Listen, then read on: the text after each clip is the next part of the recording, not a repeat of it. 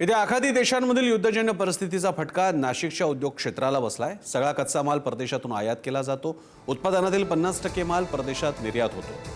Gas तुटवड्यामुळे उत्पादन खर्चात मोठी वाढ झाली आहे, त्यामुळे कंपनीला 30% आर्थिक फटका बसलाय। एक्सपोर्ट असल्यामुळे जो कच्चा माल आहे तो कच्चा माल आम्ही सगळा इम्पोर्ट करतो आणि तो कच्चा माल आहे त्यांना ची ट्रान्सपोर्ट कॉस्ट आहे ती 50% वाढलेली आहे आणि बनवलेला माल आम्ही एक्सपोर्ट करतोय त्याचीच कॉस्ट तशीच 50 ते 70% जास्त वाढलेली असल्यामुळे तिकडचे कस्टमर आमचा माल घेत नाही आहे। त्याच्यामुळे आमची कंपनी थोडी अडचणीत आलेली आहे आणि या अडचणीतून निघण्यासाठी आम्ही वेगवेगळे मार्गाचा शोध घेत आहे। काही याच्यात यश मिळतं, काही याच्यात यश मिळत नाही, पण एकूण धंदा जवळजवळ आमचा 30% कमी झालेला आहे।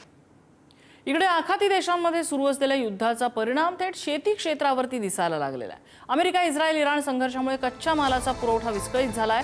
सिंचनासाठी लागणारे pipes, drip, sprinklers, motor pump आणि केबल्स यासारख्या साहित्याच्या दरात मोठी वाढ झाली आहे। ऐन उन्हाळ्यात सिंचनाची गरज वाढलेली असताना किमती दुप्पट झाल्याने शेतकऱ्यांची चिंता वाढली आहे। काही ठिकाणी एकरी सिंचन सेटची किंमत 15 ते 20 हजारांवरून थेट 40 ते 50 हजारांपर्यंत म्हणजे दुपटीहून महाग झालेली आहे।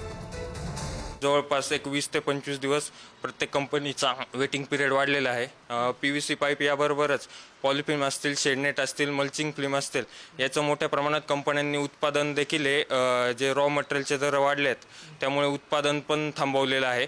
त्यामुळे पूर्ण मार्केटमध्ये मटेरियलचं शॉर्टेज निर्माण झालेलं आहे आणि प्रामुख्याने सर्वच जे प्लॅस्टिक रिलेटेड प्रॉडक्ट आहे त्याचे जवळपास 20 ते 25% दरवाढी झालेली आहे।